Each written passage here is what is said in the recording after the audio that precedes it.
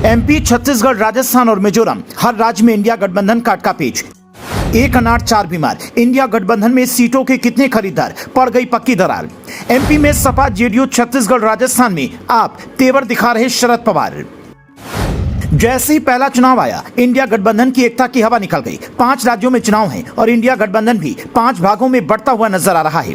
कांग्रेस के लिए आगे कुआं पीछे खाई वाली स्थिति बन गई है। मध्य प्रदेश में सपा और जेडीयू ने लंगर डाल दिया है। छत्तीसगढ़, राजस्थान में आम आदमी पार्टी ने ताल ठोक दिया है। शरद पवार पहले से ही अलग रास्ते पर चल रहे हैं। जरा देखिए कैसे विपक्षी एकता विधानसभा चुनाव में दिख रही है। मध्य प्रदेश में सपा ने 22 उम्मीदवारों का ऐलान कर दिया है। आम आदमी पार्टी ने राजस्थान में सभी सीटों पर चुनाव लड़ने का ऐलान किया है। मध्य प्रदेश में जेडीयू ने भी 5 उम्मीदवारों के नामों की घोषणा कर दी है। आम आदमी पार्टी ने छत्तीसगढ़ में भी 45 उम्मीदवार उतार दिए हैं। अरविंद केजरीवाल ने मिजोरम में अपने 4 उम्मीदवार उतार दिए हैं।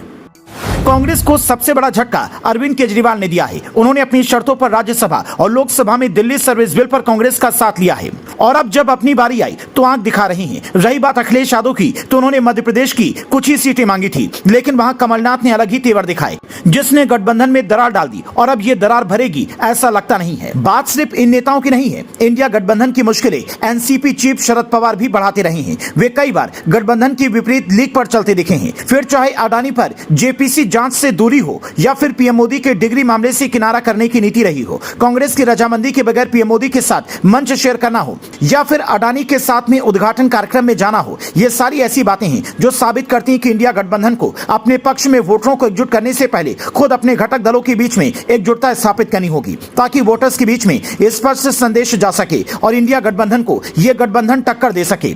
लेकिन टक्कर से पहले ही गठबंधन बिखर जा रहा है, क्योंकि बात करें राजस्थान की तो यहां मुख्य लड़ाई कांग्रेस बीजेपी की जरूर है, लेकिन सीन में आम आदमी पार्टी भी है। हालांकि अभी तक आपने उम्मीदवारों की लिस्ट तो नहीं जारी की है, लेकिन दिल्ली सीएम अरविंद केजरीवाल यहां से सभी 200 सीटों पर लड़ने का ऐलान कर चुके हैं। आम आदमी पार्टी पहली बार मिजोरम से चुनाव में उतर रही है और यहां पर पार्टी ने अपने 4 उम्मीदवारों की घोषणा की है। विपक्षी गठबंधन में शामिल आम आदमी पार्टी ने छत्तीसगढ़ में अब तक 45 उम्मीदवार उतार दिए हैं। यहां कांग्रेस ने सभी 90 सीटों पर अपने उम्मीदवार उतार चुकी है। यानी अभी तक की स्थिति को देखें तो आम आदमी पार्टी 50% सीटों पर कांग्रेस से दो हाथ कर रही है, जबकि गठबंधन धर्म के अनुसार दोनों दलों को आपस में समझौता समर्थन करते हुए अपने उम्मीदवार उतारने थे। अब स्थिति यह है कि गठबंधन के नाम पर दोनों पार्टियां एक साथ भी हैं और चुनाव लड़ने के तौर पर अलग अलग भी हैं। अब सोचिए, ये सब लोग क्या कहकर जनता से वोट मांगेंगे? क्या जनता इनसे नहीं पूछेगी कि भाई पहले तो अपना एजेंडा क्लियर कीजिए, आप किसके साथ हैं और किसके खिलाफ हैं?